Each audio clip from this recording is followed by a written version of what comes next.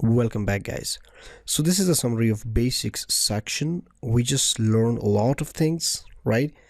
We just covered how to install Laravel framework from scratch, and we just discussed the directory structure of the framework and the artisan, the powerful command line tool for Laravel, and the configurations, right? Which is pretty amazing, and the routes, which is the initial part of the framework. And then we just covered the MVC part, the controllers, right? And then the form request objects, form submission, and the basic views is one of the most important part, right?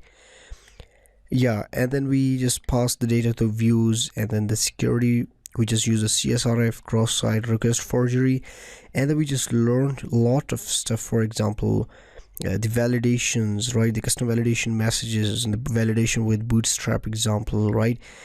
And the JSON responses, and the most important in the basic sections, we just still covered the emailing section, right?